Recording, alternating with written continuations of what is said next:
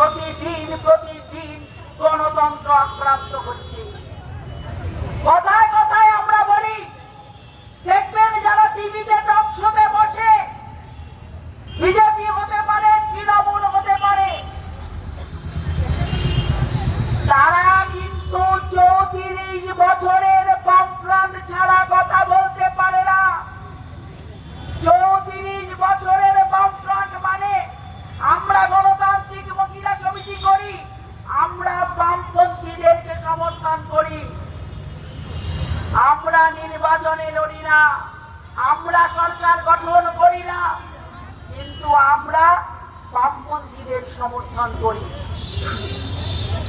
34 বছর পশ্চিমবঙ্গের বামফ্রন্ট সরকার, পশ্চিমবঙ্গের 34 বছরের বামফ্রন্ট সরকার মানে আইসিডিএস বলুন, আইটিবিএস বলুন, পৌর স্বাস্থ্যকর্মী বলুন, মিড ডে মিল বলুন, স্বনির্ভর গোষ্ঠী বলুন, মহিলাদেরকে অর্থনৈতিকভাবে স্বনির্ভর করার প্রচেষ্টা।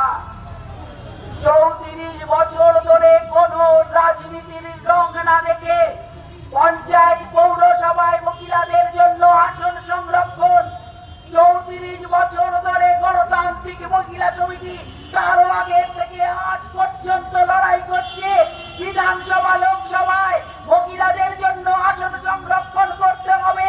কোন রাজনীতি এখানে নেই, মহিলাদের অধিকারটাই হলো বড় কথা।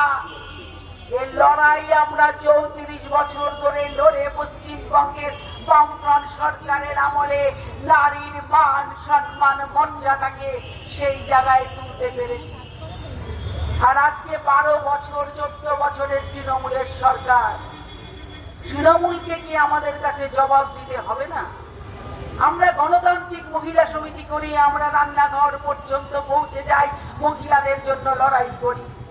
এই 14 বছর একটু একটু করে পশ্চিমবঙ্গে মহিলাদের যে মান সম্মান মর্যাদা ছিল তাকে প্রতিদিন টানতে টানতে টানতে টানতে জবাব দিতে হবে তৃণমূলকে।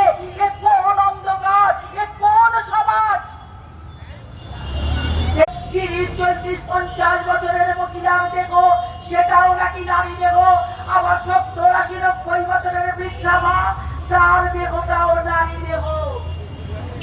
আসলে নারীরা প্রতিদিন পশ্চিমবঙ্গে একটু একটু করে পণ্যে পরিণত হচ্ছে, আর প্রতিদিন একটু একটু করে পণ্যে পরিণত হচ্ছে মানে ওই 5 ফিট থেকে শুরু হয়েছিল কামদুরি, মধ্যগ্রাম, গাইঘাটা, বনগা, কেটে প্রতিদিন আমরা লড়াই করেছি। বিনোদী আমাদের